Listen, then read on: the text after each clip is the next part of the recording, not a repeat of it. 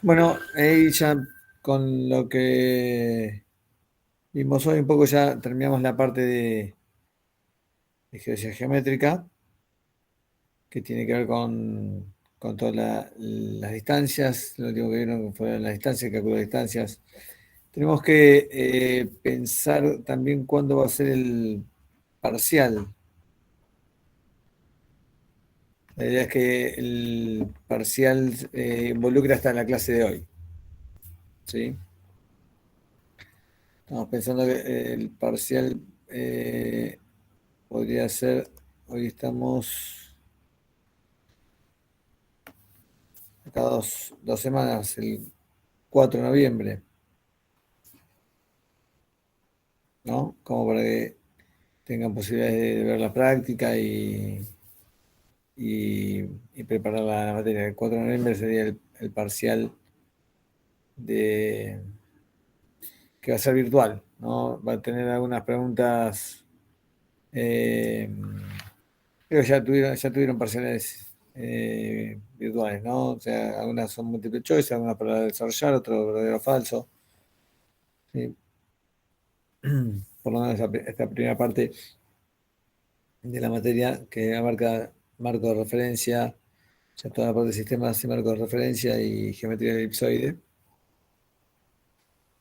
estaría para el 4 de noviembre. Así, si no están, todos están de acuerdo, agendamos para el 4 de noviembre. Vale, perfecto.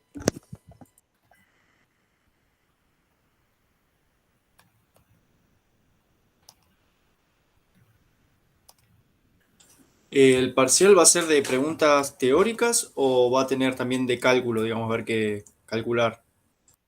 Seguramente alguna parte de cálculo van a tener que hacer, sí, sí. Alguna, algo con Excel, algo van a tener que hacer.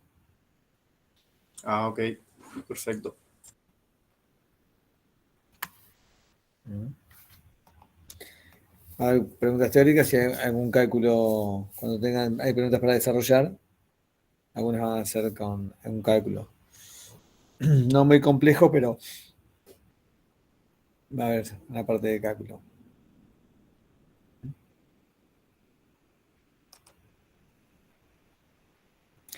Bueno, si no tienen alguna pregunta, les comparto pantalla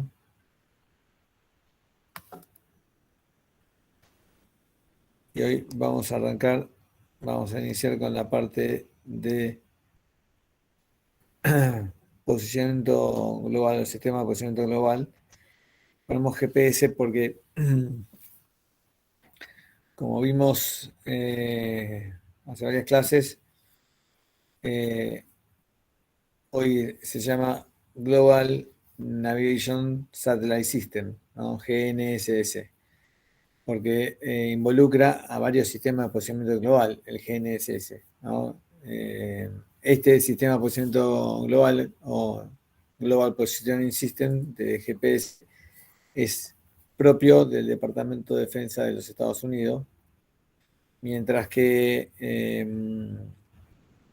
hay otro sistema de posicionamiento global que se llama GLONASS, que es desarrollado por los rusos. Hay otro Beidou que es desarrollado por los chinos. Hay uno Galileo desarrollado por los europeos. Hay diferentes sistemas de posicionamiento satelital global.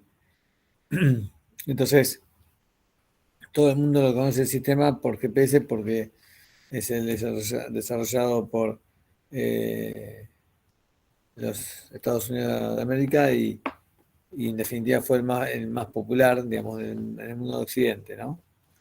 Pero paralelamente, cuando existía este sistema de posicionamiento global, también existía el GLONASS, ¿no? Que fueron los dos pioneros, pero el GLONASS no se accedía porque necesitaban receptores que eh, pudieran captar la señal GLONASS.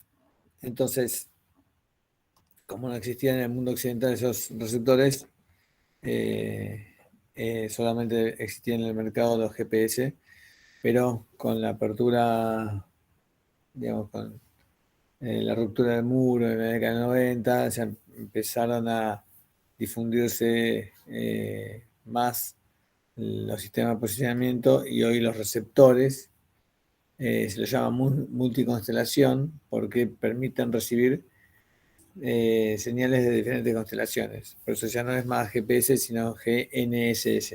Cuando va a comprar un receptor, ya habla de un receptor GNSS.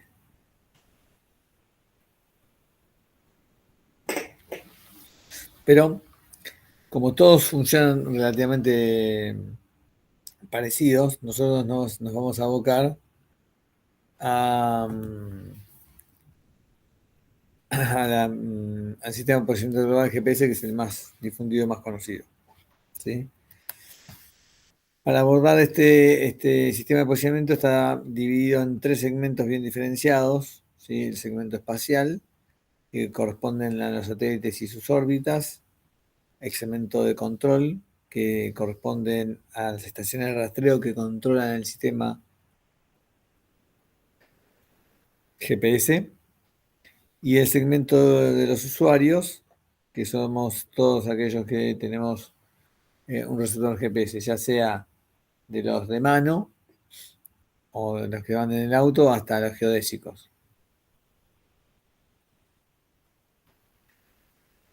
Si arrancamos con el segmento espacial, hablamos primero de la constelación, ¿no?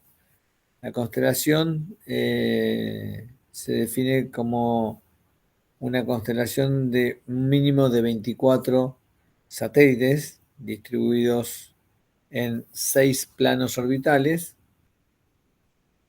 con 4 satélites cada plano, ¿sí?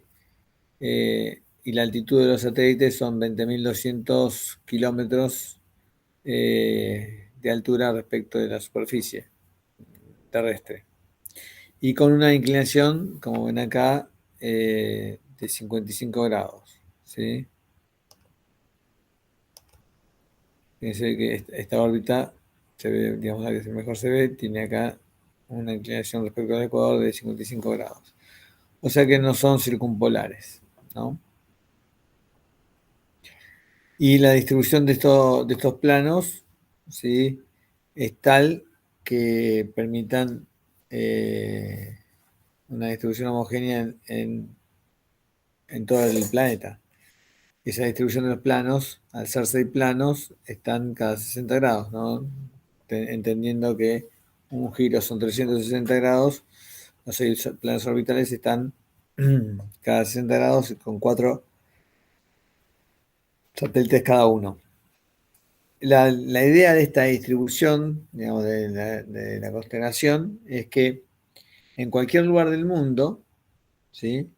Que uno esté, al prender un receptor GPS, pueda recibir la señal de al menos 4 satélites en todo momento. Puede recibir más, ¿no? Pero la idea es que reciba al menos 4 satélites, que es lo que con los que se va a determinar la posición. Esto teniendo en cuenta un ángulo de máscara de 15 grados. Ya vamos a ver qué significa el ángulo de máscara, pero ustedes imagínense que están con un receptor GPS mirando al cielo y que haya un plano horizontal, que su horizonte, digamos, visual, y a partir de ese horizonte visual, que es el 0 grado, todo lo que está como ángulo de altura 15 grados, hasta 15 grados no se puede ver, o sea, se ve de 15 grados para arriba. Entonces, la idea es que la constelación se armó con este criterio, con 24. Hoy en día la constelación completa tiene 31 satélites, ¿sí? Los primeros satélites fueron de la década del 80, 70, 80, ¿sí? Y obviamente fueron cambiando las generaciones, ¿no? Acá un cuadro, digamos, de no todos, digamos, fíjense, este es el bloque 2A, que son de la década del 90 al 97, fueron lanzados en el 90 ya, de estos no hay ninguno operacional. Y estos son del 90 al 97, está el bloque 1 antes, anterior a este es el bloque 2A hasta el bloque 1. Entonces, ya este es el legado de satélites que ya no están operativos, ¿sí?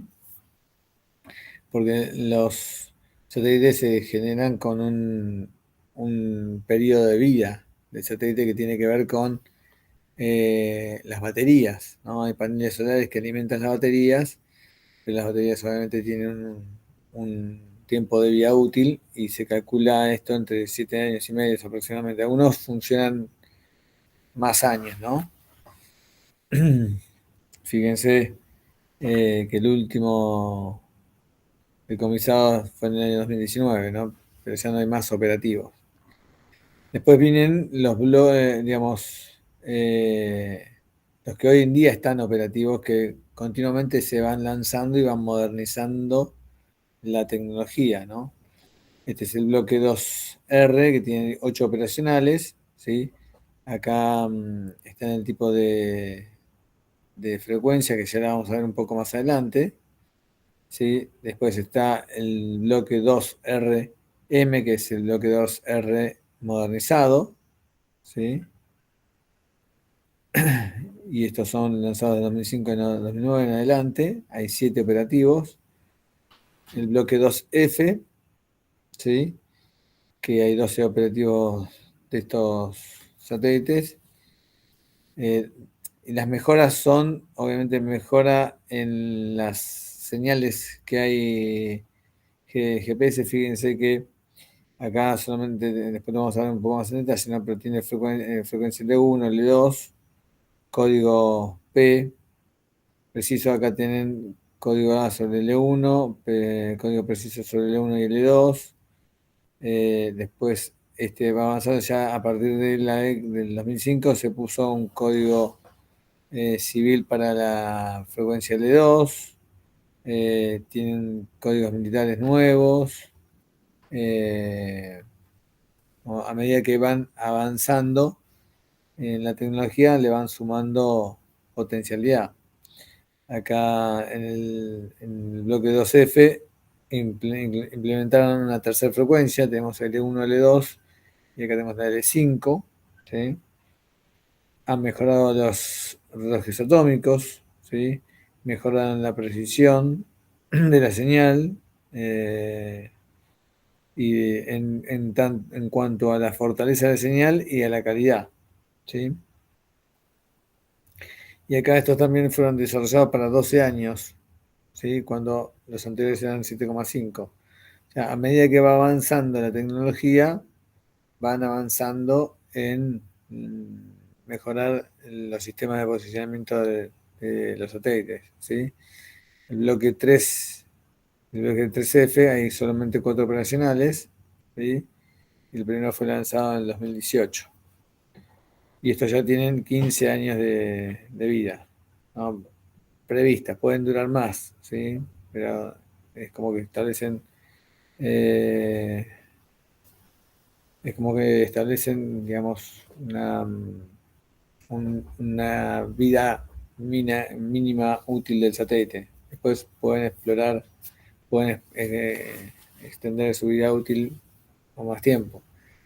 Eso en líneas generales pasa con todos los satélites que desarrolla la CONAE acá en Argentina tienen un periodo de vida útil, después, digamos, siguen utilizándolo todo lo que se pueda, hasta que termina de funcionar la batería. Entonces, estos son los diversos modelos de satélites que van cambiando a medida que van cambiando las generaciones, ¿sí? Es muy complejo, digamos, toda la instrumentación que tienen. De hecho, van avanzando acá, hay un montón de antenas. Si ven, hay un montón de antenas. Este es una imagen un poco más amplia. Esto debe tener cerca de 3 metros. Estos son los paneles solares, ¿sí? Están acá, son los paneles solares, y acá tienen una serie de antenas de comunicación y envío de señales, ¿no? De la señal GPS. Y obviamente tiene toda una serie de controles para ir modificando o actualizando algunas cosas sobre el monitoreo mismo del satélite.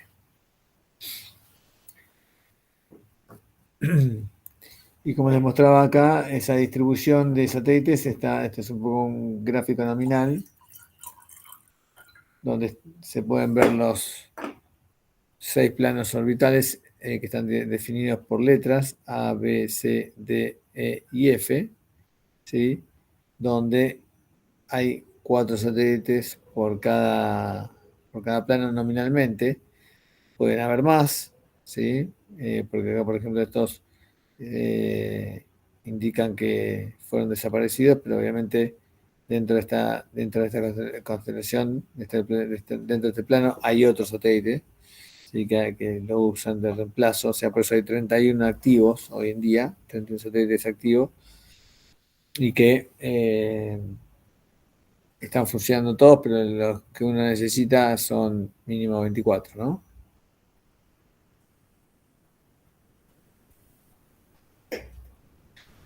Y como les decía, estos planos están eh, separados cada 60 grados, ¿no? Fíjense que acá este es el valor de la ascensión recta del nodo ascendente, que ya la vamos a ver qué significa.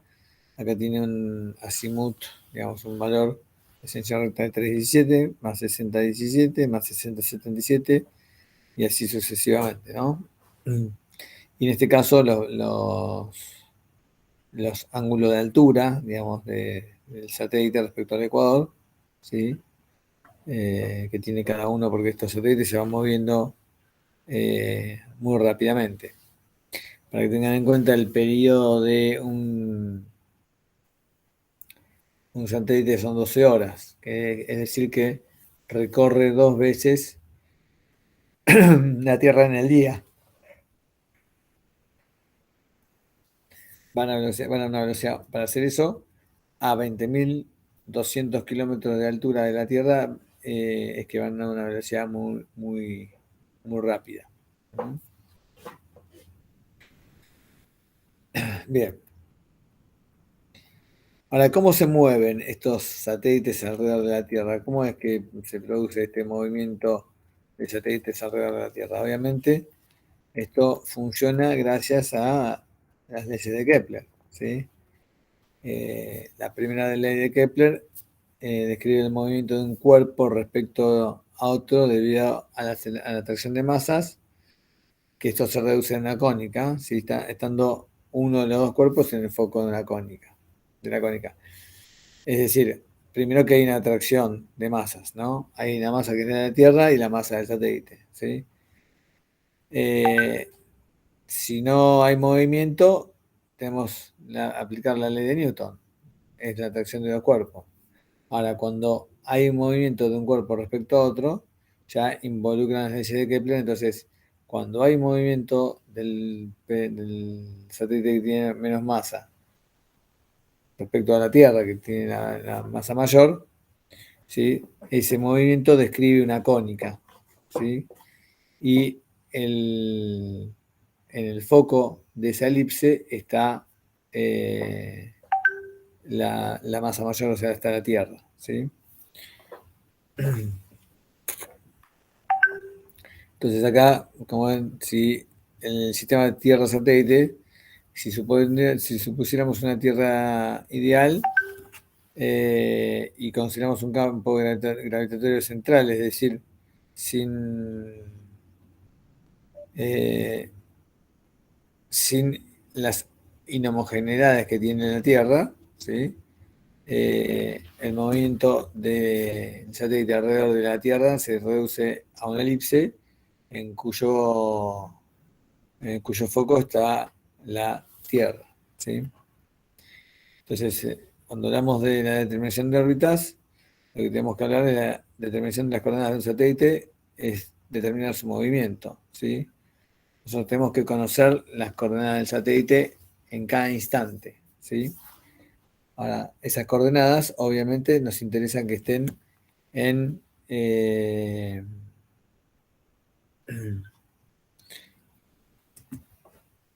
en el marco de referencia terrestre internacional, ¿sí? Entonces deberíamos tener la coordenada del satélite en una coordenada X y Z. Lo que pasa que después vamos a ver que el satélite no envía coordenadas explícitas, sino hay que calcularlas, ¿no?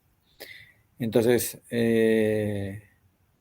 entonces, debemos conocer cuál es la causa que genera el movimiento. Partimos de la ley de Newton y el caso ideal que vamos a estudiar es el de las órbitas normales, es el movimiento de un satélite alrededor de la Tierra, ¿sí? Entonces, cuando concentramos la masa de la Tierra en un solo punto, ¿sí? Que supongamos que no existe la atmósfera y otras fuerzas gravitatorias que sean la única que contemos es la fuerza gravitatoria y consideramos una masa 2 como la del satélite y obviamente la masa 1 mucho más grande que la del satélite, hay una distancia entre esos dos que es la distancia r, ¿sí? Y obviamente si, como decíamos, si estas dos masas están separadas, sin movimiento, lo que se produce es la ley de Newton, es la atracción de M1 sobre M2, ¿sí? Ahora, si consideramos el movimiento de la masa 2 respecto a la masa 1, ese movimiento viene expresado por una ecuación diferencial de segundo grado, que es esta que está acá, ¿sí? Donde tenemos el vector posición relativo, ¿sí? Es este vector de posición relativo que va a ir cambiando a medida que el satélite se va moviendo, ¿sí? La constante de gravitación universal, definida ya en forma estándar, y el vector de aceleración relativa, ¿sí? Que tiene que ver con el movimiento de la masa 2 respecto a la masa 1, ¿sí? Como vamos a ver que como describe una órbita que es una elipse y que la Tierra está en uno de los focos, quiere decir que va a haber distancias más cortas y distancias más largas del satélite respecto de la Tierra, ¿sí? Entonces, este valor de mu, que es G por M, es el valor de la constante gravitacional por la masa terrestre, que es una constante conocida y que se la definen los parámetros de WGS84. ¿Se acuerdan cuando vimos el elipsoide WGS84, donde empezamos a hablar del sistema de posicionamiento global? Hablamos de la definición del WGS84, ahí se había definido la constante de gravitación, la velocidad angular de la Tierra, se habían definido varios parámetros, ¿no? Entonces este parámetro ya está definido en esa estandarización del WGS84. Si tienen alguna consulta me preguntan, ¿no?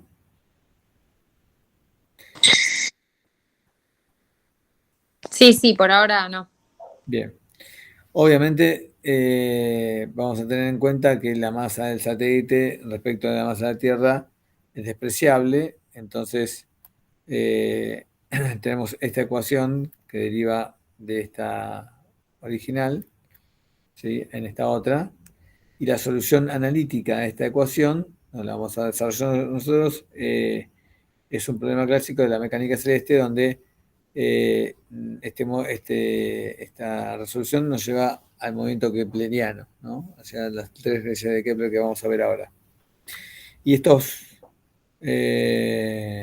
este movimiento kepleriano tiene que ver con los parámetros orbitales, los 6 parámetros orbitales que definen el movimiento y que nos permiten esos parámetros calcular la posición del satélite respecto a la Tierra, ¿no? En función de que está siendo la masa del satélite está atraída por la masa de la Tierra. Obviamente estos 6 parámetros son las 6 constantes de integración de esta ecuación diferencial de segundo orden vectorial anterior, ¿sí? Entonces, gráficamente, los elementos de la órbita, vamos a ir describiéndolos de a poco para que vayan teniendo noción de los parámetros orbitales y de cómo funciona. Acá tenemos la Tierra, ¿sí? tenemos la terna de ejes cartesianos ortogonal de ITRF, que son la X, la Y y la Z, pues están indicadas con X y Z terrestre, ¿sí? Y esta que está acá es la dirección del punto ordinal, o sea, es la dirección del marco de referencia celeste, ¿sí? ¿Se acuerdan? Habíamos visto, era la posición de la terna terrestre versus la celeste, tenía un ángulo que habíamos visto que es el ascensión recta, perdón, el movimiento siderio aparente Greenwich, ¿sí? Ya lo vamos a ver un poco más en detalle cuando veamos tiempo. Pero esto apunta al punto vernal de lo que en geodesia. Entonces tenemos la Tierra, la terna cartesiana ortogonal del terrestre, y tenemos una órbita, ¿sí?, del satélite que genera una elipse, ¿sí?, alrededor de la Tierra. Entonces la Tierra no está en el centro de la elipse, sino está en uno de sus focos. Esta órbita, ¿sí?, está dentro de un plano orbital, ¿sí?, que al cortarse con el plano del ecuador, ¿sí?, genera una línea, ¿sí?, la intersección de los planos genera una línea que se llama línea nodal, ¿sí?, que es la línea donde tenemos un nodo descendente y un nodo ascendente. Se llama nodo descendente o ascendente cuando el satélite pasa del hemisferio sur al hemisferio norte, es el nodo ascendente, y cuando pasa del hemisferio norte al hemisferio sur es nodo descendente, ¿sí? Bien, como ven, como les había comentado, como es una elipse, ¿sí?, y la Tierra está en uno de los focos, quiere decir que la distancia satélite-Tierra va a tener una distancia acá y otra acá, ¿sí?, que van a ser diferentes, o sea, voy a tener distancias más cerca y distancias más lejos. Entonces el punto más cercano, ¿sí?, de la órbita respecto a la Tierra se llama perigeo, y el punto más lejano a través de esta línea se llama apogeo. Entonces la línea apogeo, tierra, perigeo es una línea que contiene obviamente el semieje mayor de la elipse, y se llama línea de las ábsides. Acá está el nombre, línea de las ábsides, ¿sí? Entonces acá va a estar en el perigeo, es el punto más cercano, y en el apogeo es el punto más lejano a la Tierra, ¿sí? ¿Me siguen hasta acá? Sí, sí. Sí, sí. Bien. Sí, sí. Sí. Estos valores que están acá, en la L, son valores del tamaño de la elipse. Este es el semieje mayor y la excentricidad. ¿Se acuerdan que cuando vimos geometría del elipsoide teníamos dos valores de los 5 parámetros? Teníamos dos parámetros que nos definen el tamaño de la órbita. En este caso se elige el semieje mayor y la excentricidad. Bien. Entonces, la segunda ley de Kepler dice que el radio vector del satélite dentro de la órbita recorre áreas iguales en tiempos iguales. Entonces, el radio vector satélite-Tierra, ¿sí?, recorre áreas iguales, o sea, un área va de C a D, ¿sí? Esta área es igual a esta otra, ¿sí?, recorrida por AB, ¿sí?, en tiempos iguales, ¿sí?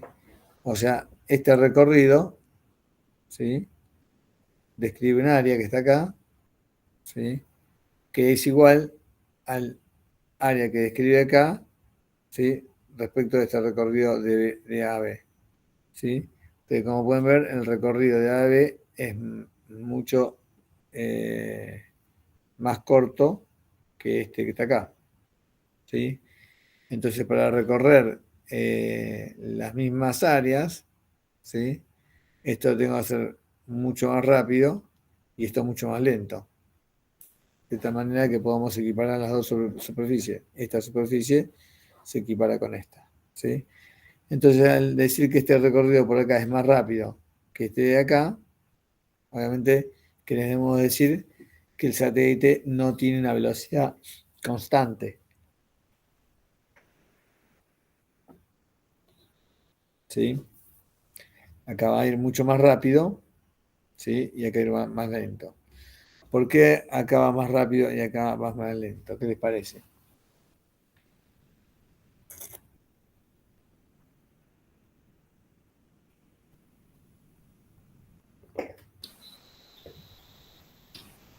Puede ser porque está más cerca de la Tierra, tiene mayor fuerza. Es efectivamente así. Al estar más cerca de la Tierra, se acelera más. O sea, el satélite, cuando viene acercándose a la Tierra ya le produce una aceleración, ¿sí? Y cuando va pasando acá se desacelera, entonces va más lento y después vuelve más rápido, ¿sí? Esto es lo que permite definir la segunda ley de Kepler, que esta área la, la recorre en tiempo igual a esta, ¿sí? O sea, este recorrido, si bien el recorrido es más corto, ¿sí? Para hacerlo al mismo tiempo que este, tiene que hacerlo más lento, ¿sí? Bien, la tercera ley de Kepler habla sobre el período, ¿no? O sea, respecto a esta ecuación, que tiene que cuadrar el período, ¿sí? Orbital es proporcional al cubo del semieje mayor de la elipse, ¿sí? Al cubo del semieje mayor de la elipse. Entonces esto nos da el tamaño de la elipse con el semieje mayor. Tenemos un periodo y entonces esto es lo que nos describe cuánto es el periodo, en este caso en los que hablamos del GPS, son 12 horas, ¿sí? Entonces, cuando se fija el semieje mayor de la órbita, para un satélite alrededor de la Tierra conocemos su periodo orbital a través de la tercera ley, ¿sí? Esto es el tiempo que tarda en recorrer una órbita completa alrededor de la Tierra, que son 12 horas. Es decir, que tenemos dos pasos del satélite por un mismo plano orbital, por un mismo meridiano, digamos. Bien, entonces vamos a mirar un poquito más en detalle los parámetros orbitales, ¿sí? Para tener en cuenta estos 6 elementos keplerianos o parámetros orbitales, ¿sí? Entonces acá, ahí tenemos a la Tierra, ¿sí? Un poco más esquemático. Tenemos el ecuador, ¿sí? Tenemos el eje X, el Y y el Z como X1, X2 y X3, el X, Y, Z terrestre pertenecientes a la ITRF, ¿sí? Tenemos acá, obviamente en respecto al eje 1 desde el polo, está el meridiano de Greenwich, y acá está el punto vernal, que es la intersección del ecuador con la eclíptica, ¿sí? Entonces tenemos la elipse de la órbita, ¿sí? El satélite pasa por el nodo ascendente, el perigeo, y después sigue largo. Esta es la línea de las ábsides, ¿sí? Que une el perigeo con la Tierra, ¿sí? Entonces empezamos a describir algunos parámetros. Teniendo en cuenta el plano orbital, que es quien contiene a la elipse, imagínense un plano, ¿sí? Que contiene a la elipse. Entonces ese plano tiene una posición. Entonces esa posición está dada primero por la ascensión recta del nodo ascendente, este valor angular, desde acá, del punto vernal, hasta la línea nodal, ¿sí? Que es la intersección del plano orbital con el plano del ecuador. Entonces este ángulo, llamado omega, ¿sí? Es la ascensión recta del nodo ascendente. Y este valor es el que en las filminas anteriores vimos como 317, 17, 60, 317, 17, 77. Acá dice ascensión recta del nodo ascendente, ¿sí? Y este valor es fijo, porque está definido por la ascensión recta del nodo ascendente y va a estar separado 60 grados uno de otro. ¿Sí? El otro parámetro para determinar la posición de la órbita es la inclinación. ¿Sí? Entonces dijimos que tenemos una inclinación entre el ecuador y la órbita de 55 grados. ¿Sí? Esa es la inclinación de la órbita. Todos los Perdón, satélites. Sergio, una pregunta. Sí. Entonces, ¿omega es un valor fijo? No me quedó claro eso. No es un valor fijo, es un valor fijo para cada plano. Para acá. Ah, está bien. Es Perfecto. un valor fijo para cada plano. Cada Gracias. plano tiene un valor, está ¿cómo se llama? Arranca en el punto ordinal del eje este, ¿sí? De la Tierra en el punto ordinal, digamos que es el sistema celeste, y arranca acá, para decir, siguiendo la lógica de la filmina anterior, este sería 317, después sigue 17, 60, 77 y así sucesivamente, ¿no? La inclinación es de 55 grados todos, ¿sí? El tamaño de la órbita está definido por el semieje mayor y la excentricidad. Y la orientación de la órbita en el plano, ¿sí? Se le llama argumento del perigeo, es decir, ¿en qué lugar está el perigeo? El perigeo puede estar un poco más acá o un poco más acá, ¿sí? Imagínense que este es un plano donde está la órbita y el perigeo puede estar un poco más corrido hacia acá o hacia el otro lado. Entonces, ese corrimiento del perigeo, que es el corrimiento del eje de las ábsides, se vincula con la línea nodal, ¿sí? Y se lo denomina omega también, una es mayúscula, otra es minúscula, y se llama argumento del perigeo, es este valor que está acá, ¿sí? Y después, el sexto parámetro es el tiempo de paso por el perigeo, ¿sí? Este es acá el tiempo en el cual el satélite pasó por el perigeo. Eso es un dato de indicación donde está el satélite, pues el punto de referencia de la posición del satélite, ¿sí? ¿Y por qué tomamos el perigeo? Pues el punto más cercano, ¿sí? a la Tierra. Es el punto más cercano que hay entre el satélite y la Tierra, ¿sí? Y entonces, a partir de este tiempo de paso por el perigeo, ¿sí? Podemos saber en qué lugar está el satélite medido de este tiempo inicial. O sea, acá todo se mide en función del tiempo, por eso la medición del tiempo en el sistema GPS es fundamental. ¿Sí? Cuando el satélite está acá, va a decir pasó tanto tiempo, ¿sí? Entonces, tanto tiempo pasado en función del tamaño de la órbita, la velocidad del satélite, vamos a poder conocer este recorrido, ¿sí? Y este recorrido, geométricamente, se denomina anomalía verdadera y es esta letra B corta que está acá. La anomalía verdadera es un ángulo que se mide desde la línea de las ábsides a partir del perigeo en el sentido del movimiento del satélite, ¿sí? Esa anomalía verdadera, obviamente, vamos a analizar, nos da geométricamente la posición del punto, ya la vamos a ver un poco más en detalle. Como le decía, las anomalías de la posición instantánea del satélite dentro de la órbita se describe por medio de una cantidad angular conocida como anomalía, ¿sí?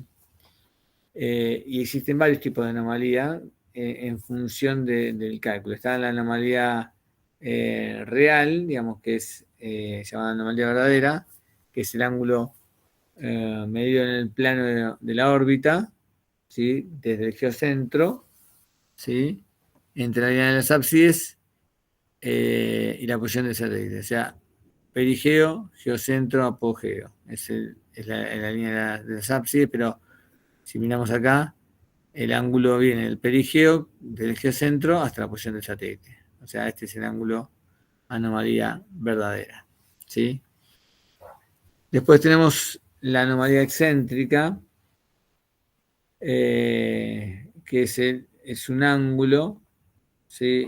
De un satélite ficticio, que es un satélite proyectado sobre una circunferencia de radio igual al semieje mayor de la elipse, la, ¿sí? Entonces, si vemos, a ver si tengo, esto lo vamos a ver si tengo un gráfico acá. A ver.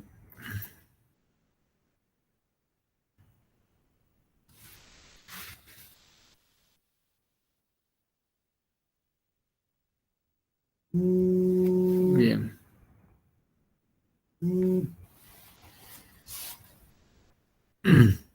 No está el gráfico. Eso, la anomalía excéntrica, como les decía, imagínense una circunferencia, ¿sí? En el plano orbital, que va por acá, de radio igual a semieje mayor, ¿sí? Es una circunferencia que sale por acá. Ahora después vamos a ver un gráfico mejor. Entonces, el satélite verdadero, ¿sí? La proyección del satélite verdadero sobre esa circunferencia da un satélite excéntrico, así se llama, que siempre va acompañando al satélite verdadero, pero sobre la circunferencia de semieje mayor A. Y esto después lo vamos a ver un poquito más en detalle cuando veamos el cálculo de posición del satélite en la órbita. Ahora estamos viendo la descripción del sistema satelital, del sistema de segmento espacial. Y después tenemos la anomalía media a través del movimiento medio, ¿sí? Entonces, teniendo el periodo, podemos conocer una velocidad angular media del satélite llamada movimiento medio. Es decir, nosotros sabemos que el satélite da vueltas a la Tierra en un periodo de 12 horas. Pero ese movimiento lo hace a velocidad que no es constante. A veces va más rápido cuando está cerca de la Tierra y a veces va más lejos cuando está lejos de la Tierra. Entonces, en función del periodo y en función del radio de la órbita, ¿sí? Con ese eje mayor, podemos describir una velocidad constante, ¿sí? Del satélite que sea independiente del movimiento real del satélite. Entonces vamos a tener un movimiento medio del satélite que ese movimiento medio a veces va a ir más lento que el satélite verdadero y a veces va a ir más rápido, ¿sí? Entonces vamos a tener este movimiento medio definido por valor n y este n lo voy a poder describir en función del tiempo inicial, el tiempo pasado por el perigeo, al tiempo que yo defina, ¿no? Entonces voy a poder conocer la anomalía media entre un tiempo determinado, partiendo del tiempo de paso por el perigeo en función de este movimiento medio. ¿Me sigue? Entonces tenemos la anomalía verdadera, que es el ángulo real, digamos, entre la posición del satélite real sobre la órbita. La anomalía excéntrica, que es la posición de un satélite ficticio proyectado desde el satélite real a esa órbita circular de radio semieje mayor. Y tenemos la anomalía media, que es un movimiento del satélite medio a velocidad constante, ¿sí? Obviamente estos tres satélites se encuentran en dos puntos, en el perigeo y en el apogeo, ¿sí? los 3 puntos, los 3 satélites coinciden en el perigeo, y a medida que van avanzando, ¿sí? Van a tener, por ejemplo, el satélite verdadero y el excéntrico van a ir de la mano acompañados, ¿sí? Porque uno es proyección del otro, pero uno va a ir por la elipse y el otro va a ir por la circunferencia.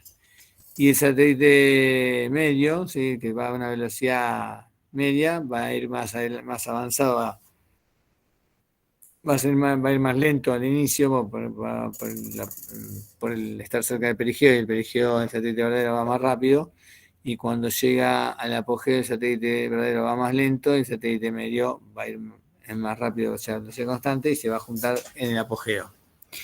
Así sucesivamente, los 3 se encuentran en esos 2 puntos y son los que nos permiten calcular las posiciones anomalías. Entonces, estas anomalías, tengo la anomalía media, que se calcula con esta fórmula, la anomalía excéntrica, ¿sí? Que es conocida como la ecuación de Kepler. Esto lo vamos a ver un poquito más en detalle después, pero fíjense, conociendo la anomalía media, ¿sí? Se introduce en esta ecuación, que es una ecuación recursiva, porque LT está adentro y está afuera, entonces inicio con el MT más E por seno de ET, y acá va a tener un valor, entonces cuando ese valor converja, digamos, puedo calcular la anomalía verdadera, ¿sí? Que es esta fórmula con la anomalía excéntrica adentro, ¿sí? ¿Y por qué me interesa calcular la anomalía verdadera? Porque la anomalía verdadera, en términos angulares, me da la posición del satélite. El satélite no me dice en qué ángulo estoy, o sea, en qué anomalía verdadera está el satélite, ¿sí? Ni tampoco me dice en qué coordenadas X y Z está instantáneamente. Me transmite un tiempo y me dice, hace tanto tiempo que pasé por el perigeo, ¿sí?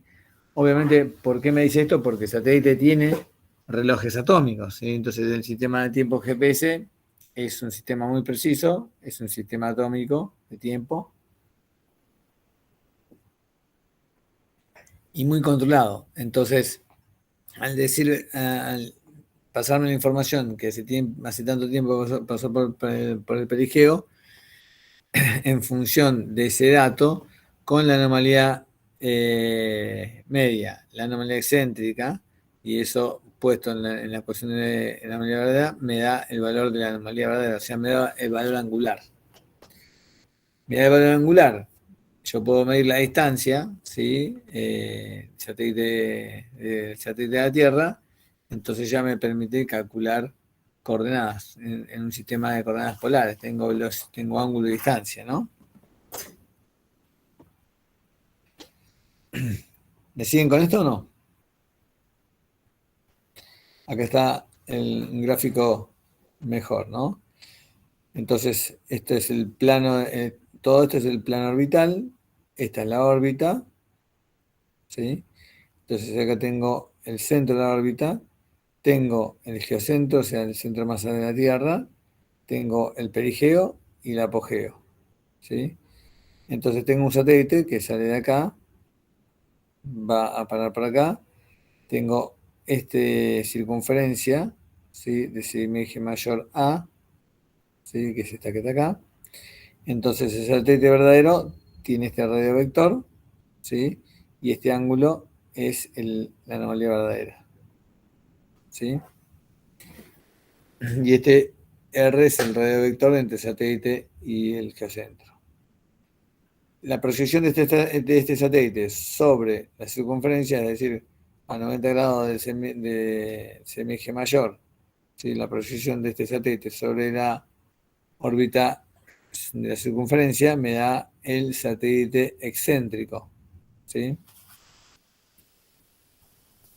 Entonces ya tengo el satélite verdadero, el satélite excéntrico, y la anomalía excéntrica es el ángulo ya desde el centro de la elipse respecto a la línea de las ábsides, ¿sí? Este ángulo E. Geométricamente este valor geométricamente es este ángulo, ¿no? Que es acá. Entonces tengo una anomalía verdadera, una anomalía excéntrica, ¿sí? Y obviamente la anomalía media no tiene una descripción gráfica, ¿sí? Pero es la que partimos para calcular las otras dos en función de estas ecuaciones, ¿no? Partiendo de esta ecuación, teniendo en cuenta el movimiento medio, viene la ecuación recursiva de la anomalía excéntrica, y a partir de calcular la anomalía excéntrica, puedo calcular la anomalía verdadera.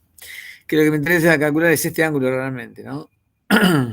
Este es el ángulo que me interesa calcular. Entonces, respecto a este plano orbital, ¿sí? Que es el que está digamos, en clase diríamos el pizarrón, pero ahora puedo decir la pantalla de la computadora, ¿sí?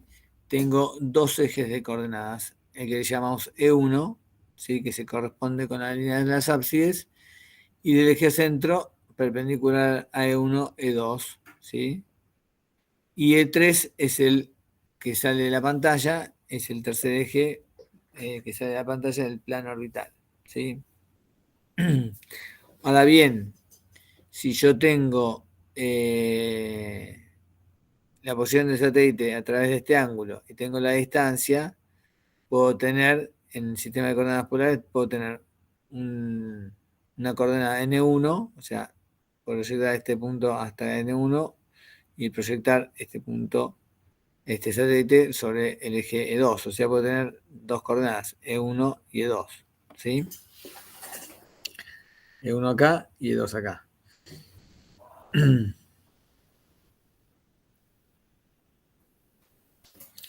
Entonces, en función de esto que estamos diciendo acá podemos tener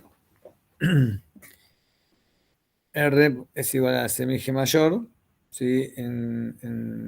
Para un componente coseno de menos E, ¿sí? Coseno de este valor menos la excentricidad, o sea, el coseno es este valor, ¿sí?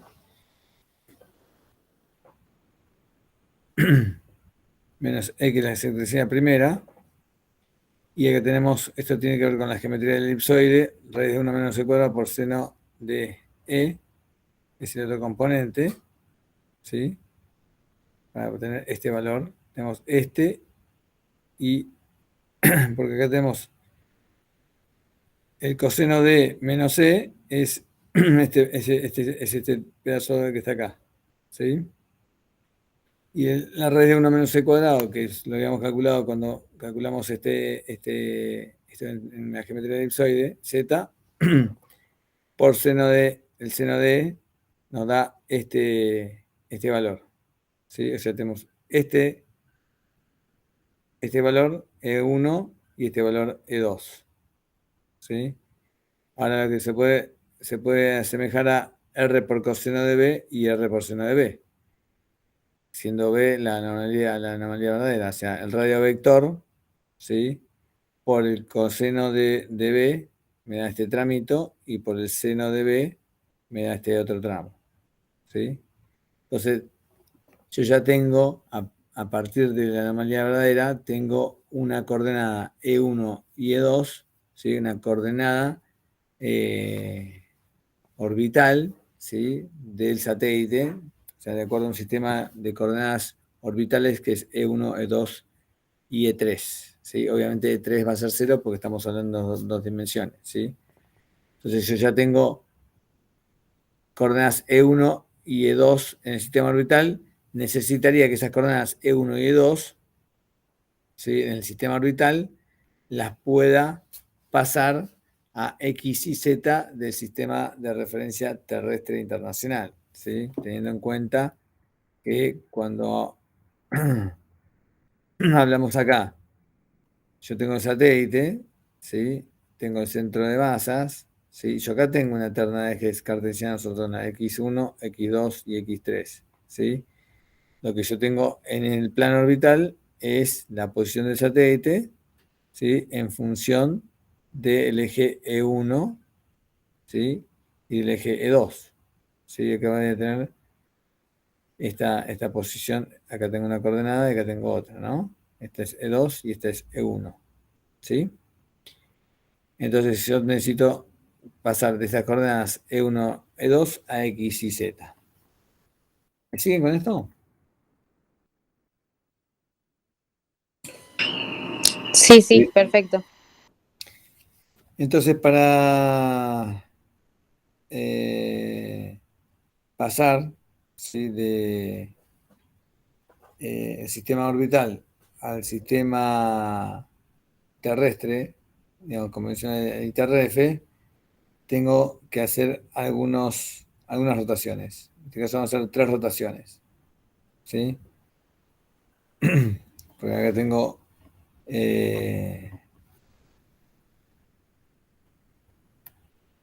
tres rotaciones que son respecto a las que están graficadas acá.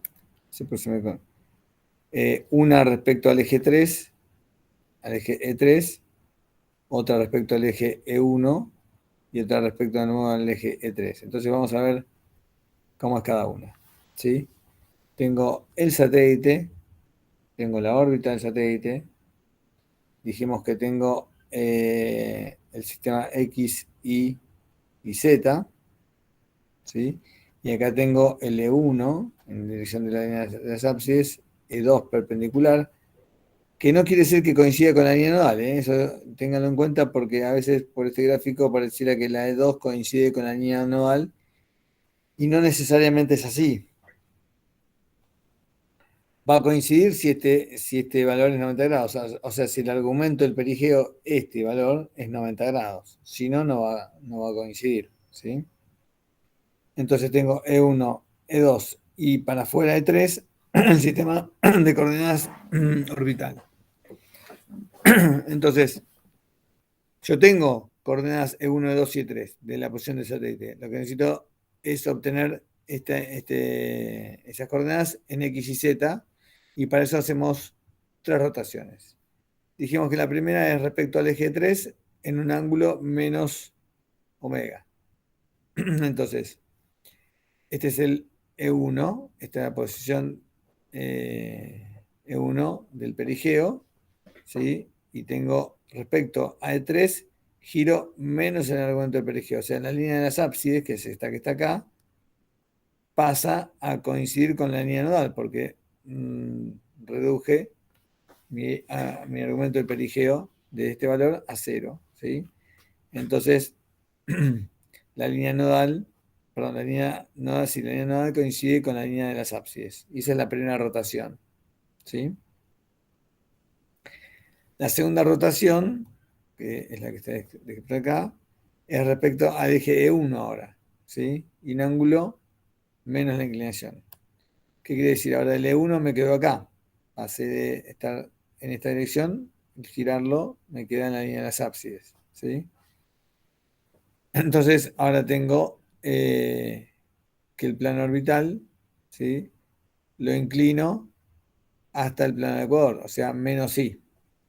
Entonces me queda el plano de la órbita coincidente con el plano orbital.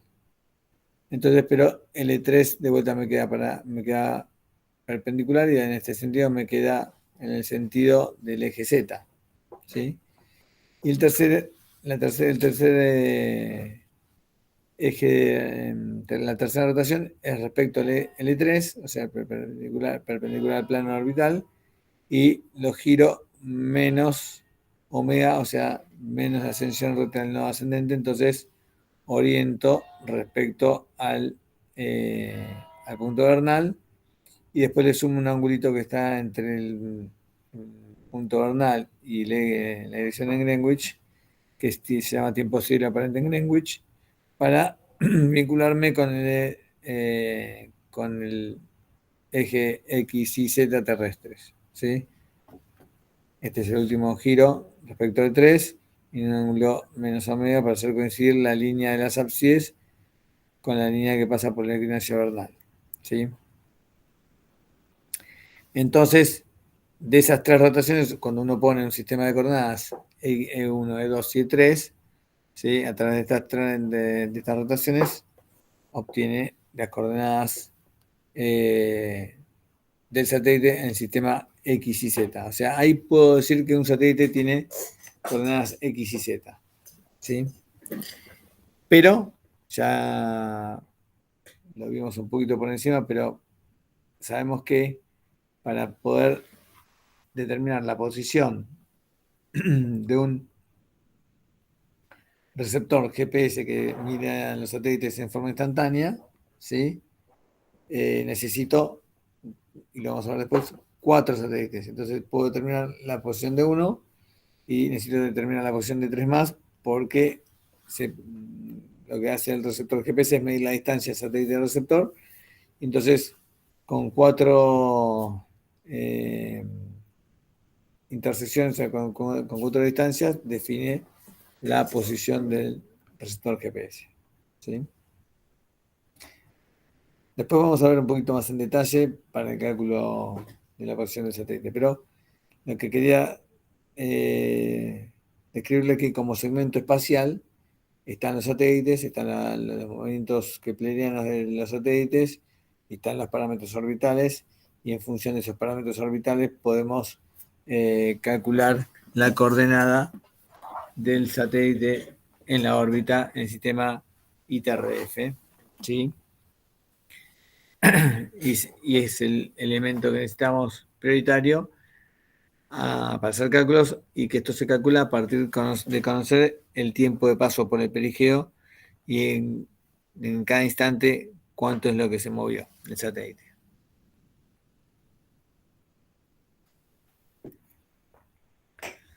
Después tenemos el segmento de control, habíamos dicho. Que el segmento de control son las estaciones de rastreo de los satélites. Acá, esta es una imagen bastante antigua.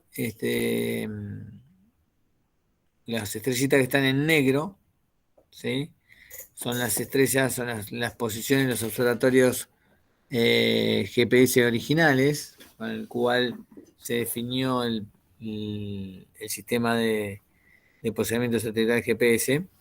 Entonces, en cada una de estas, que es Kovalainen, Diego García, Ascensión, Colorado Springs y Hawái, Cabo Cañaveral vino un poquito después, son las estaciones de recepción de señales GPS.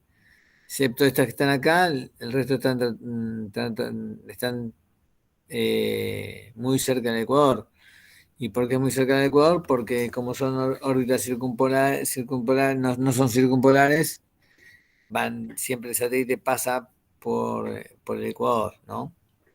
Y entonces de esa manera tener una mejor recepción. Las que están en puntos rojos son estaciones de rastreo que se habían instalado alrededor del mundo, ¿sí? En Argentina estuvo una estación de monitoreo durante el inicio del sistema GPS hasta el 2018, que la desactivaron y la pusieron en Uruguay. Ahora vamos a ver. Y digamos, estas son las que tienen subrayado, son las que se fueron poniendo, y en la década del 90 todavía faltaba poner Corea, Nueva Zelanda, Tahití, ¿sí? Hay algunas que todavía no estaban puestas, Alaska. Y entonces el monitoreo inicial de los satélites, respecto a las primeras 5, ¿sí? Era este, ¿sí? ¿Qué significa este gráfico? Que desde esta estación, que es la amarilla, todos los satélites que pasan en este sombreado amarillo, las puede ver esta estación, ¿sí? Todas las estaciones, todos los satélites que pasan por este celeste, ¿sí? Que está acá, de Kovalainen y Hawái. Todos los satélites que pasan por acá los pueden ver desde Kovalainen y desde Hawái y la estación maestra, ¿sí? O sea, las pueden ver tres estaciones de control. La de Hawái, que está acá, es la violeta, ¿sí? Entonces, Este es el periodo, la sombra de los satélites que son visibles desde esa estación. Así sucesivamente, entonces hay estaciones que son visibles por 2 estaciones en este caso, ¿sí? Esta es la Master y la de Kovalainen, en este caso. Hay otras que la ve solamente una, ¿sí? Y hay otros casos que no la ve ninguna, ¿sí? O sea, el satélite cuando pasa por estos lugares que están blancos, no los ve nadie. ¿Qué significa que no los ve nadie? Es que no hay forma de control. O sea, cuando se lanza el satélite tiene una definición de órbita, una velocidad, definición de órbita me refiero al tamaño, ¿no? Una velocidad para el periodo y demás, unos ciertos parámetros, ¿sí? Que es necesario conocer para saber la posición real del satélite en el momento de calcular la coordenada, ¿sí? Entonces, cuando no tengo registro del satélite y no sé si el satélite sigue la órbita exactamente, porque acuérdense que arrancamos la parte teórica diciendo que consideramos una Tierra ideal, ¿sí? Donde la masa es homogénea. En la Tierra real la masa no es homogénea, es inhomogénea, es no solamente en cuanto a volumen, sino a densidad. Entonces, producto de la inhomogeneidad terrestre, hay cambios en el satélite que tienen que ver con la aceleración por tener más masa concentrada o más volumen, digamos, y hace que el satélite tenga pequeños movimientos de aceleración o desaceleración que hacen que se separe de la órbita ideal. Cuando uno planificó la órbita, pensaría que la órbita hace este recorrido así impecable, ¿no?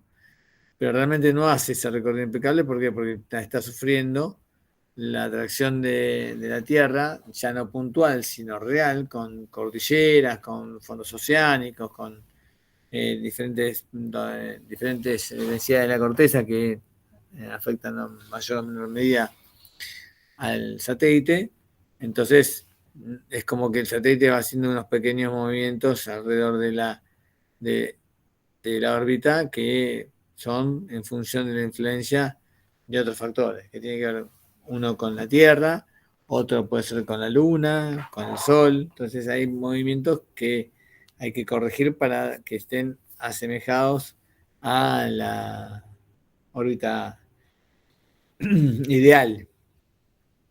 Tenemos una órbita ideal que decimos lanzamos el satélite y va a seguir la órbita de una elipse perfecta. Después, esa es la órbita teórica. Después tenemos la órbita real, que es la que va a surgir a través del movimiento del satélite, ¿sí?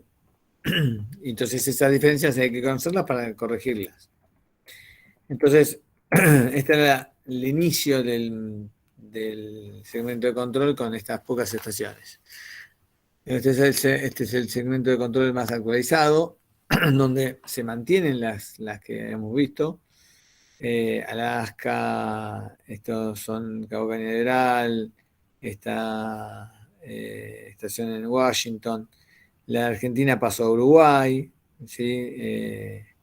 La Ascensión, pusieron a Sudáfrica, la de Diego García que estaba originalmente, pusieron a Australia y Nueva Zelanda, Kovalainen que siempre existió, Corea del Sur, Inglaterra, Hawái, bueno, y acá están las estaciones de procesamiento. Esta es la de Colorado, que la Master, que acá vimos cómo es esta Master Control de Colorado, ¿sí? Que es la estación maestra, se llama, ¿no? Entonces, si se fijan, esta es la estación Master Control que está acá. Hay antenas de tierra, ¿sí? De recepción de señales, ¿sí? Que están acá. Estaciones que son monitoreadas por la Fuerza Aérea, ¿sí? Todas estas celestes están monitoreadas por la Fuerza Aérea de los Estados Unidos, estas 3. Esta también y esta también. Después acá se definió un alternativo, una estación maestra alternativa que está en California, ¿sí? Esto para duplicar o replicar el cálculo, ¿sí? Después tenemos un sistema de traqueo, ¿sí? Que son estas estaciones, obviamente las tienen casi todas. Y la NGA estaciones son las que están más violetas. Hay algunos circulitos celestes y otros más oscuros, más violetas, que son las estaciones que monitorea la NGA, que es la National Geospatial Agencia. Es la agencia espacial de los Estados Unidos.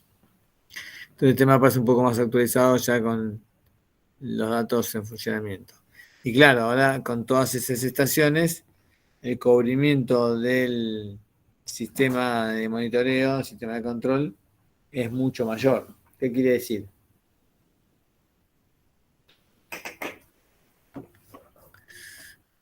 Que un satélite que pasa por acá, ya lo ven como tres, lo ven esta estación, esta, o sea, ya lo ven muchas más estaciones, con lo cual entonces se puede monitorear mucho mejor, ¿sí? El recorrido del satélite real alrededor de la órbita, ¿sí? Entonces eso hace que se reduzca, digamos, los errores en la posición del satélite, ¿sí? Cuanto mejor monitoreo tenemos de la órbita del satélite, sabemos qué pasa en cada caso. Entonces, toda esta información se utiliza para reinyectar modificaciones al planeamiento de vuelo del satélite y ajustarlo mejor, ¿sí? a su recorrido real y no el teórico que fueron definiendo. ¿Me siguen? ¿Alguna consulta? No. Bien. Y después tenemos el segmento de control, que es, la estación de control, que son todas las estaciones que tienen una forma de las que no están como máster, que obviamente todas las estaciones funcionan como receptora de la señal GPS, ¿sí? Pero tienen una conexión punto a punto con la estación máster, ¿sí? Entonces, esta estación máster, ¿sí? Que es esta que está acá, la estación máster, es la única que tiene comunicación bidireccional, ¿sí? Esta recibe señales del satélite y envía señales al satélite para modificar parámetros o para lo que sea de mejora de posición del satélite o lo que sea, ¿sí? Y el resto de las estaciones son receptoras, pero hay una conexión puntual con la estación maestra porque al recibir la señal lo que tienen que hacer es enviarla inmediatamente a la estación maestra para que hagan el recálculo de la posición en tiempo casi real, ¿sí? La estación maestra es la única que tiene comunicación bidireccional, porque es la única que le puede indicar cosas al satélite. Hay una sola y ahora están implementando una adicional. Esta es la central, la de cálculo original, y esta está como alternativa, ¿no? Y obviamente las dos están en Estados Unidos, que es el dueño del sistema.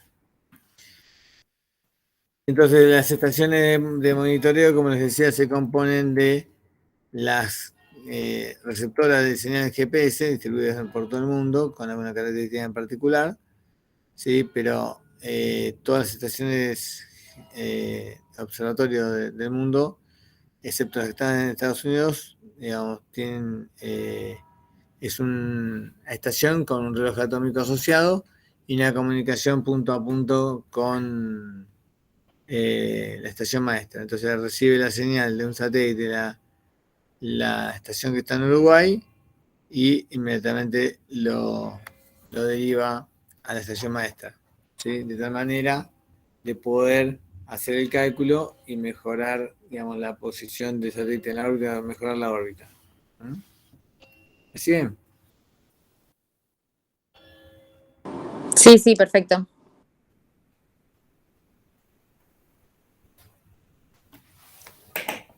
Bueno, después viene el segmento usuario, que como les decía, somos todos aquellos que tenemos un receptor GPS.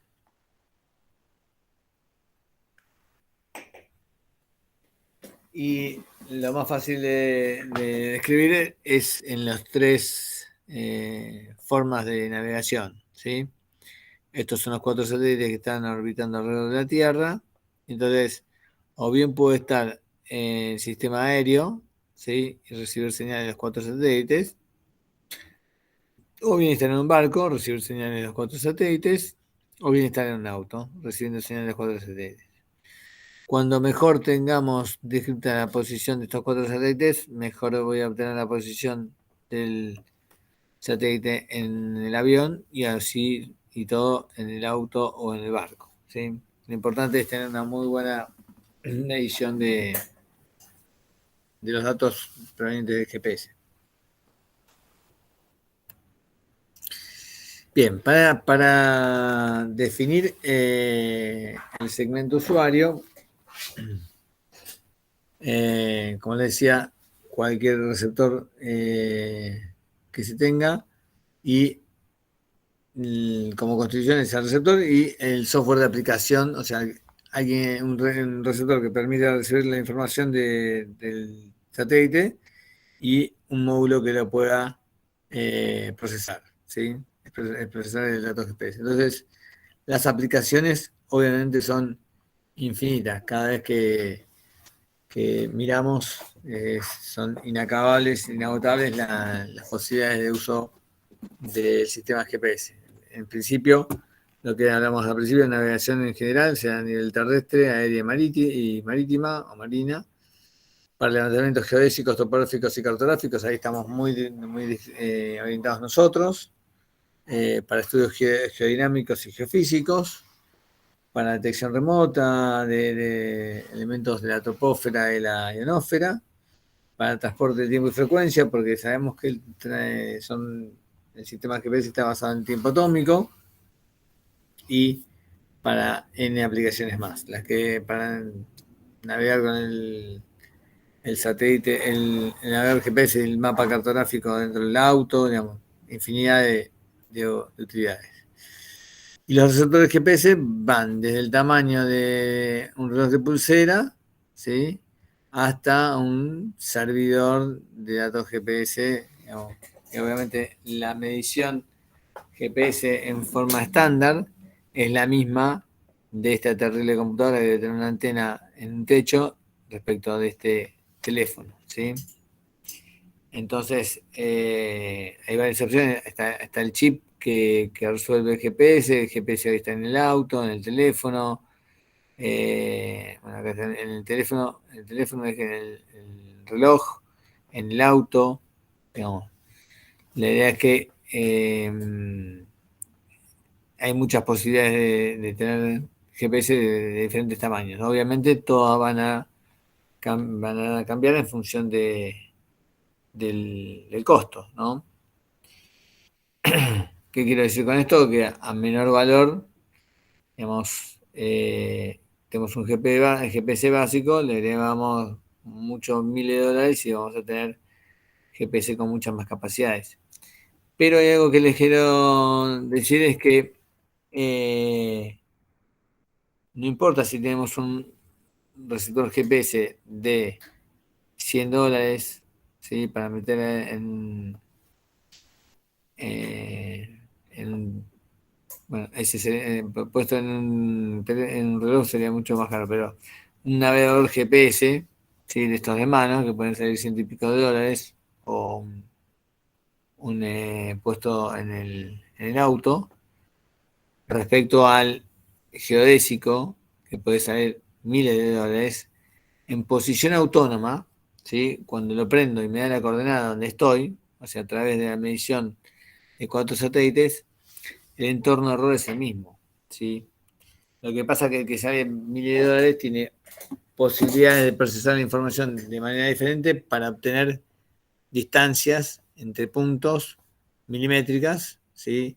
independientemente de la distancia, ¿no? O sea, distancias cortas o grandes las puedo medir con un sistema GPS y obtener una distancia después de procesar los datos muy precisa, pero eso no lo puedo hacer con un receptor de 302 euros o 500 dólares. Necesito sumar mucha más plata.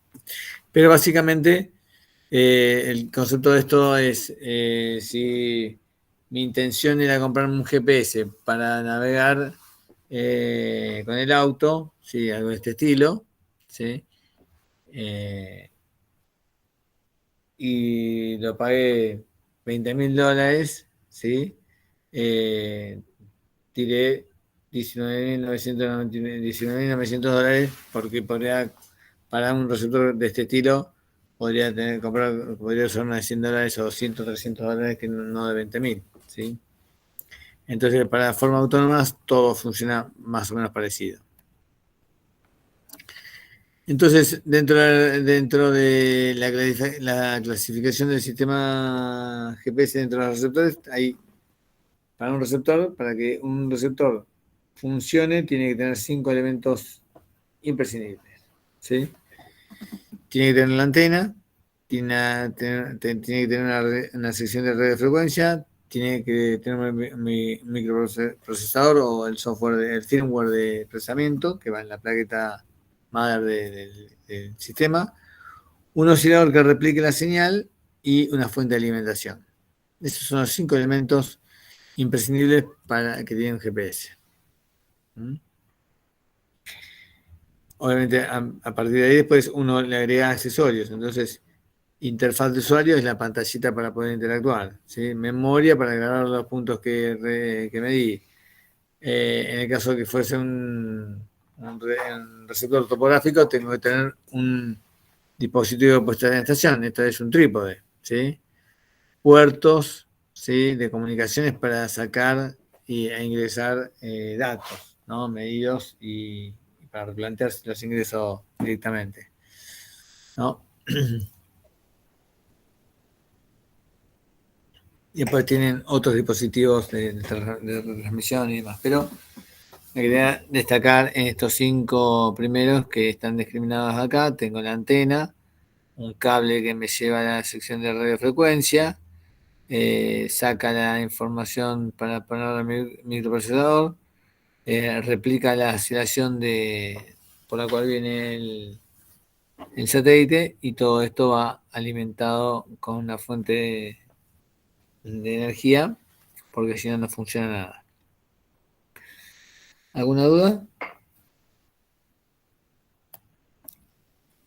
Entonces veamos de a poquito en forma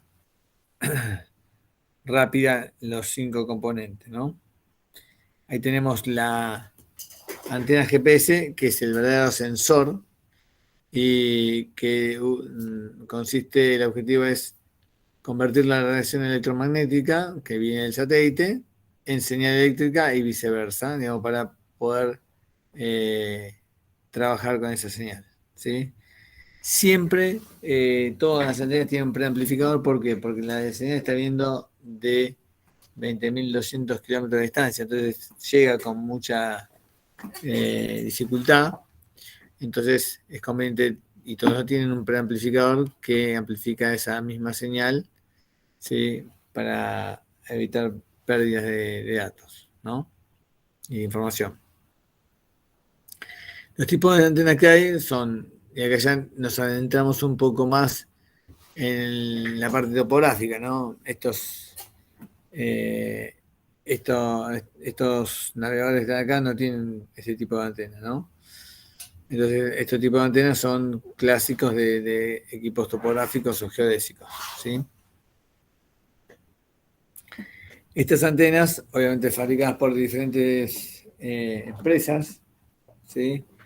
Tienen características propias que cumplen funcionalidades particulares, ¿sí? Siempre todas van a poder recibir la señal de GPS, pero bueno, en función del sensor y de las posibilidades del receptor, podremos sacar más o menos información que viene del satélite. El satélite lanza un montón de información y el receptor es el que permite, es el que puede o no puede recibir alguna señal. ¿Mm? Después, las antenas tienen algunos problemas, no sé si llegué a ver acá, siempre digo lo mismo que es el problema de la interferencia de radiofrecuencias, que puede ser que alguien esté trabajando con un receptor GPS y haya un sistema que le perturbe la frecuencia, ¿sí? Y no va a recibir datos. Ese es un problema que se llama interferencia de radiofrecuencia. Cuando hay alguien que está operando en una frecuencia parecida, eso es ilegal porque el sistema GPS tiene una frecuencia asignada en banda L y que no se puede tener otras operaciones en esa banda, ¿sí? Eso se comunica a la CNC, la Comisión Nacional de Comunicaciones, con Comisión Nacional de Comunicaciones, y también tiene otro problema que es el multipath o multitrayectoria. ¿Sí? ¿Qué significa multipath? Significa que tengo el satélite acá, tengo el trípode con el receptor, con la antena acá, tengo casa, entonces la señal directa, ¿sí? No sé si la señal directa viene de acá. Esta es la señal que me interesa ver, ¿sí? Es cuánto tarda la señal que es necesario desde el satélite y llegar al receptor, ¿sí? Porque después, de acuerdo a la topografía del terreno, puede haber imágenes reflejadas, ¿sí? Que puede ser esta. Entonces, la diferencia entre estas dos es que esta recorrió más tiempo y calcula otra distancia. Si yo necesito calcular la distancia del satélite receptor de forma precisa, necesito la señal directa, ¿sí? Entonces, para esto, hay algunas soluciones respecto a los planos, a las antenas, ¿sí? Esto generados por plano de tierra o chow-ring. Plano de tierra es esto que está acá. La antena es la blanca que está ahí, ¿sí? Y alrededor tiene todo un plato, ¿sí? Para que no entren las señales que vengan rebotadas, ¿sí? Esta que pueden venir por acá, entrar por debajo, ¿sí? Este es el sistema de plano de tierra, es un plano alrededor de la antena, o bien esta otra solución que se llama anillo de choque, ¿sí? La antena está acá adentro, y estos anillos de choque permiten disminuir el efecto de multitrayectoria, multipath, que se lo conoce comúnmente. Entonces, estos son los problemas que pueden tener la Tierra. Otro de los problemas que pueden tener las antenas son la definición del centro de fase de la antena y el centro geométrico de la antena. ¿Qué quiero decir con esto? Que la señal GPS llega a la antena a través de un bobinado, ¿sí? Que genera un campo eléctrico y está dentro de la antena, ¿sí? Entonces, es el centro de fase de ese campo eléctrico, es donde se considera el ingreso de la señal, ¿sí? Pero nosotros en la antena no podemos acceder al centro de fase, es algo interno que está en la antena. Entonces, se confeccionan las antenas para que de alguna manera se pueda medir el lugar donde está el centro de fase. Pero el centro de fase habitualmente no coincide con el centro geométrico. Uno construye la antena, ¿sí? En función de la geometría de la antena, define dónde va a estar el centro geométrico y trata de colocar la antena o el corazón de la antena, que es el bobinado, en el mismo lugar para que el centro de fase sea coincidente con el centro geométrico. Pero eso no siempre se logra. En realidad la mayoría de las veces no se logra, entonces por eso hay que tener en cuenta la separación del centro eléctrico y el centro, o sea, el centro de fase y el centro geométrico o físico, ¿sí? ¿Y por qué digo esto? Porque la construcción de la antena, ¿sí? Uno sabe geométricamente dónde está el centro geométrico. Entonces, en función de eso, uno puede hacer mediciones. Estamos acá, hacer una medición de altura respecto a acá, conozco el radio, ¿sí? Y sacando la medida que tengo desde el borde del plato al centro a través del radio del plato, puedo calcular la posición real del centro geométrico, ¿sí? Lo que no sé es cuánto es el centro, el centro físico, ¿sí? Entonces acá tengo el centro físico y el centro eléctrico, el centro geométrico y el centro eléctrico, ¿sí? Y me interesa saber cuál es esa relación, ¿sí? Porque yo recibir la señal respecto al centro eléctrico y la tengo que pasar a el centro físico, porque es la cual me va a definir la posición de la antena del receptor, y esa posición vinculada con el piso me va a definir la altura y obviamente la coordenada del punto que esté midiendo, ¿sí? Para poder, como es una tarea más compleja, digo, no la vamos a llevar adelante nosotros, pero es necesario que la conozcan, las antenas se calibran. Entonces, ¿qué significa que se calibran? Que pueden describir cuál es la posición, la diferencia de lugar entre el centro físico y el centro eléctrico. Sí, obviamente que se mueve ese centro eléctrico en función de los satélites que están dando vuelta, ¿sí? Y eso se logra teniendo una calibración, ¿sí? Particular de la antena, diferentes valores de azimut, diferentes valores angulares de altura, y lo que dice es, esa tabla dice, para el ángulo de azimut 0, ¿sí? Y altura 10 grados, voy a tener una corrección del centro eléctrico respecto del centro geométrico físico, ¿sí?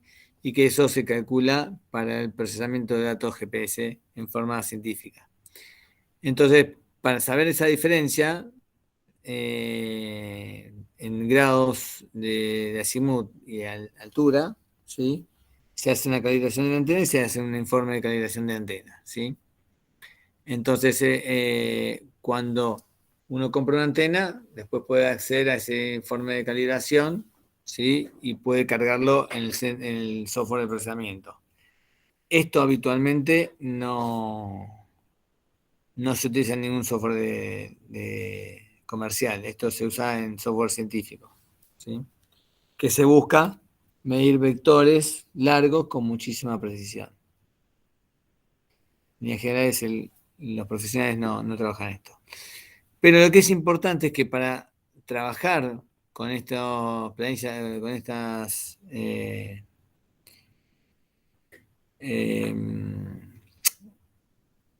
informes de calibración, es necesario que las antenas estén todas en una posición determinada, y esta es orientadas al norte, ¿sí?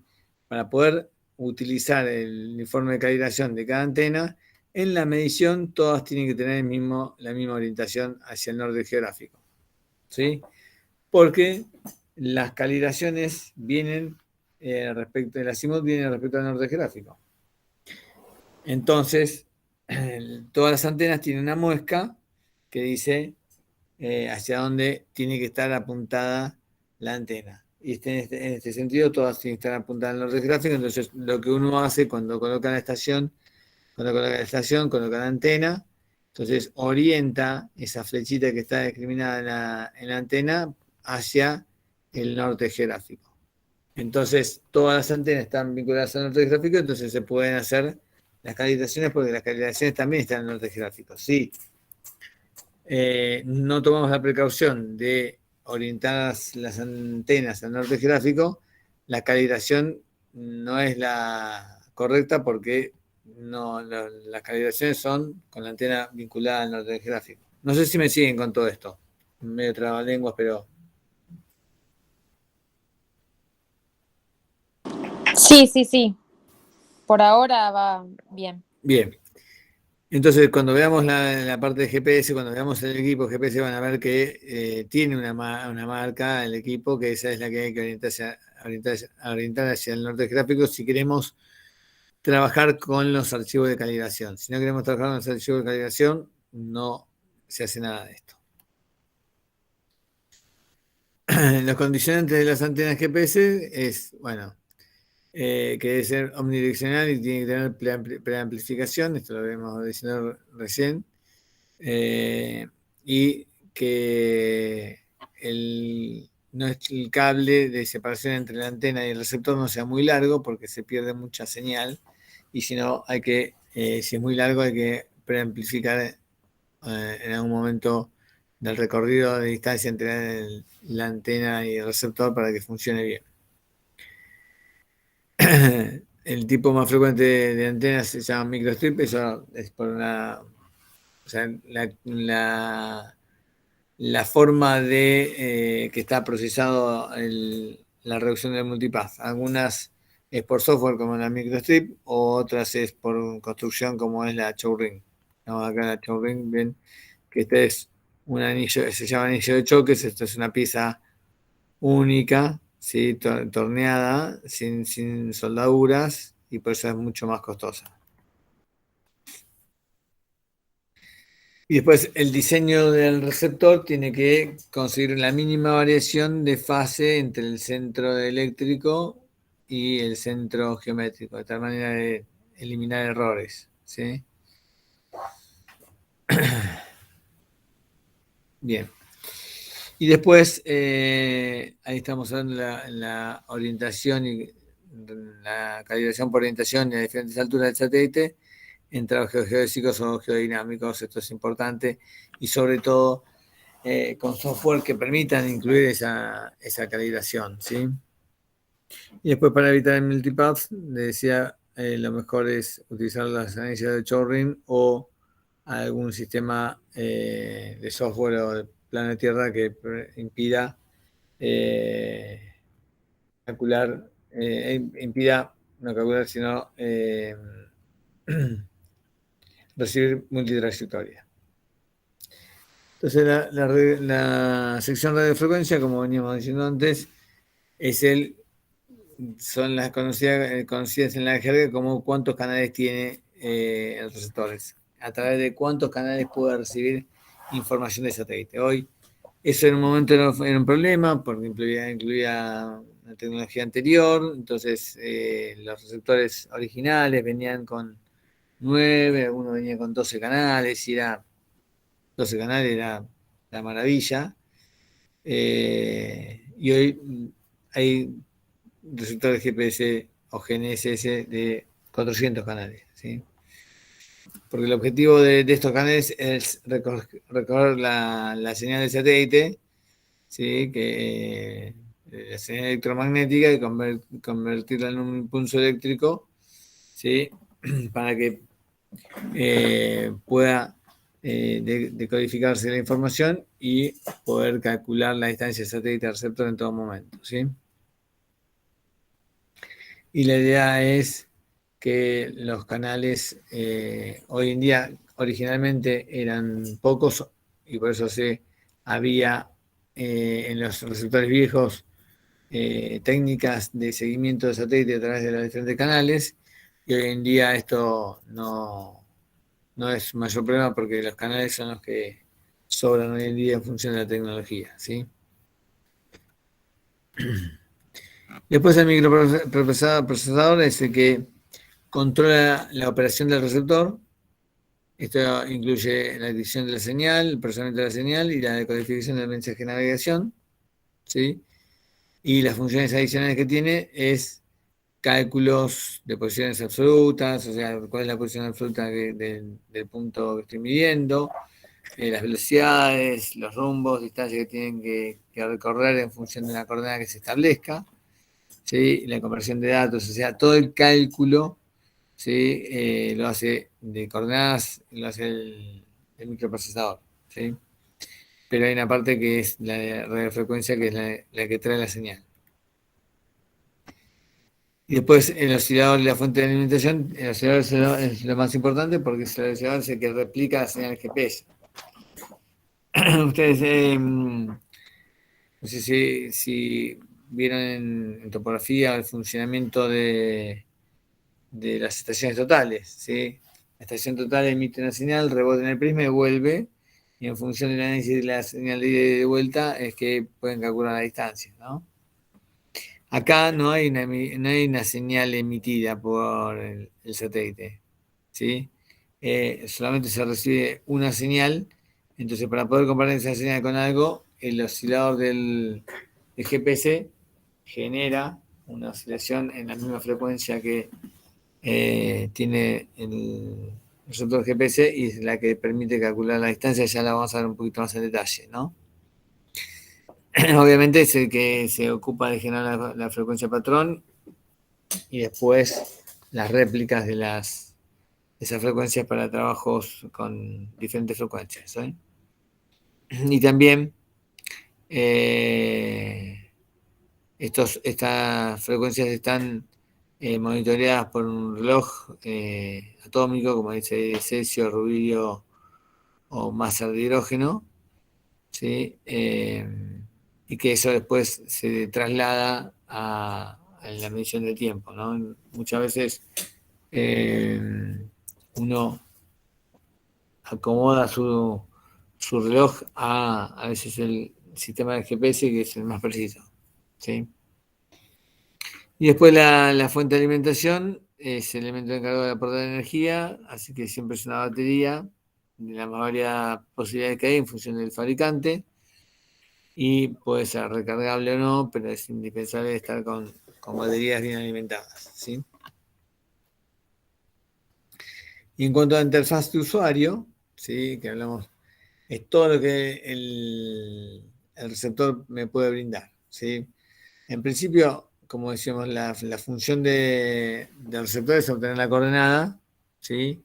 Y algún cálculo puntual. A medida que se le incorpora la interfaz de usuario, ya se le coloca, ya empiezan entonces a aparecer los mapitas, empiezan a aparecer otras actividades que podrían realizar con GPS, por ejemplo, navegador, que no existían antes. Entonces, cuanto más es la interacción con el usuario, es mejor el receptor, pero también un poco más costoso, porque a medida que tengan funcionalidades que se puedan utilizar con el receptor GPS, digamos, aumenta la posibilidad de trabajo, ¿no? Entonces acá tienen el tiempo, algunos datos, el tiempo GPS, semana GPS, el día del año, la cantidad la cantidad de la intensidad de la señal recibida, esto es cuánta señal sobre ruido. Normalmente en los receptores GPS esa señal es un 50%, no mucho más. Entonces es importante tener con qué grado de fortaleza llega la señal del satélite al receptor, ¿sí? Y que puedan calcular diferentes posiciones, que nos diga si vamos navegando, que nos diga la distancia que nos falta para llegar, que nos diga el tiempo que vamos a tardar en llegar en función de la velocidad que estamos llevando. Todas esas cuestiones las hace la interfaz de usuario dentro del microprocesador, ¿sí? Y obviamente a partir de eso podemos generar diferentes archivos de exportación de datos, de tiempo, de un montón de aplicaciones. Y después también hay elementos accesorios como memoria, un dispositivo de transmisión. O sea, la memoria es cuando estamos registrando, llega un momento que la memoria del teléfono o del receptor se acaba y entonces hay que conseguir más memoria, o bien descargar esa memoria en un lugar seguro o en un servidor más grande como ese que está en la foto, ¿sí? Siempre hay cuestiones de componentes informáticos que tener en cuenta. Esto obviamente es una sala de servidores donde hay un rack con un receptor GPS, que está acá, un monitor de monitoreo, la computadora está acá, y en base a la señal recibida se compara con un reloj atómico y de esa manera podemos monitorear tiempo y podemos hacer varias cosas, ¿sí? Estamos acá. Sobre todo apuntando a la memoria, porque memoria en base a los datos que se obtienen, porque no en el caso de los navegadores, pero las estaciones GPS permanente acumulan mucha información, mucha memoria.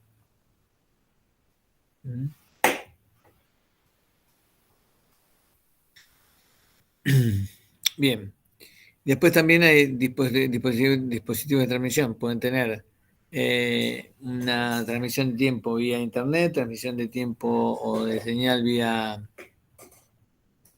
radio, o también replicar un pulso por segundo como señal. Digamos, hay muchas posibilidades de trabajo con receptores que están en estaciones GPS permanentes. Y después, como elementos accesorios, los dispositivos pueden estar en la estación, que acá decimos, ponemos el receptor en un lugar y la antena sobre el trípode.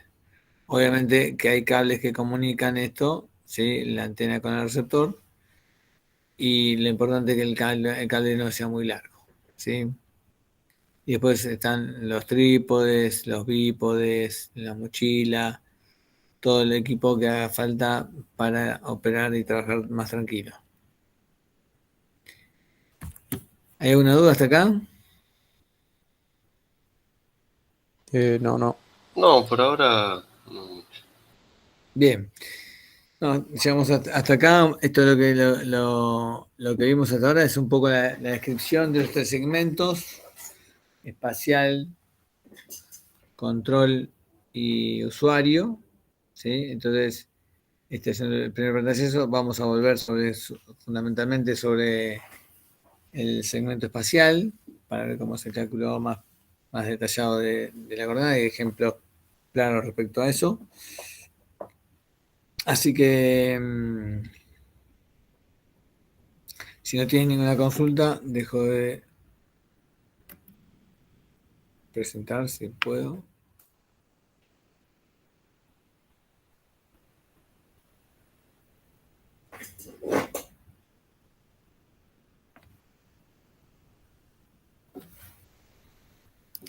Bien, si no tienen ninguna consulta, o tal vez tengan consulta la semana que viene. Esto es tema de parcial hasta... No, esto no. Esto no. GPS no. Okay. Hasta lo que vieron hoy con Tomás. ¿Sí? Hasta ahí es el parcial. Lo del GPS es para el segundo parcial. Sí, en principio, la idea es contar el sistema. Después vamos a hacer mediciones. Vamos a procesar información. Se van a instalar, vamos a instalar software de procesamiento y vamos a utilizar diferentes equipos y metodologías para procesar la información. ¿Sí?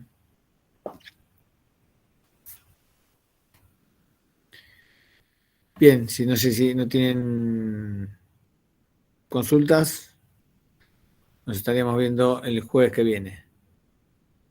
Perfecto, Sergio. Nos vemos el jueves. Perfecto.